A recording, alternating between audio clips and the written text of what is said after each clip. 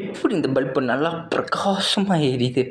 நீங்கள் வீட்டில் யூஸ் பண்ணுவீங்க, நல்லா பிரகாசமாக எரியும் வீட்டில். இது ரொம்ப நல்லா இருக்கும்போது இது எல்லோரும் தெரிஞ்சுக்கலாம். இது ஒரு நார்மலான ஒரு ஜாலியான கண்டென்ட். ஒரு 35 நிமிஷம், நான் 1 நிமிஷம் 2 நிமிஷம் தாங்க.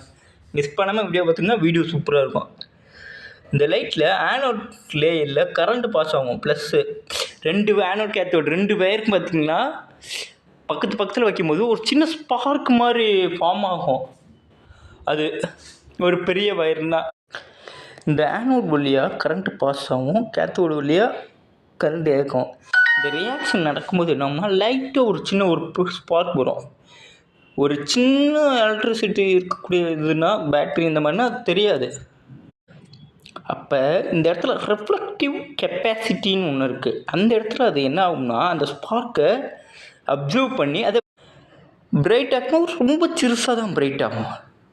ஒரு சின்ன அந்த அப்ராக்டர் ரிஃப்ளெக்டர் ஒரு சின்ன கண்ணாடி தூள் மாதிரி தான் இருக்கும். இந்த லைட்டில் மேலே ஒரு கிளாஸ் மாதிரி ஒன்று கொடுத்துருக்காங்க. அந்த கிளாஸ் என்ன பண்ணும்னா, நீங்கள் இந்த மின் விளக்குலாம் கேள்விப்பட்டிருக்கீங்களா? அது சின்ன ஒரு தீயை பற்ற வச்சோன்னே அது அவ்வளோ சூப்பராக பிரைட் ஆகணும். நல்லா எல்லா இடங்களையும் அதே கான்செப்ட் தாங்க. அந்த லைட் ரிஃப்ளெக்ட் ஆகும், ஒரு சின்ன வெளிச்சம் வரும். அந்த வெளிச்சத்தை பட்டு ஒரு 4 டைரக்ஷனில் ரிஃப்ளெக்ட் ஆகும். ஒரு கொஞ்சம் பெருசாக தெரியும். இந்த லைட்ஸ்லாம் இப்படி தான் ஒர்க் ஆகும். இந்த லைட்ஸெல்லாம் குழப்பிக்காதீங்க. எல்லா லைட்ஸும் ஒரே மாதிரி தான். ஒவ்வொரு லைட்ஸுக்கும் ஏற்ற மாதிரி அதாவது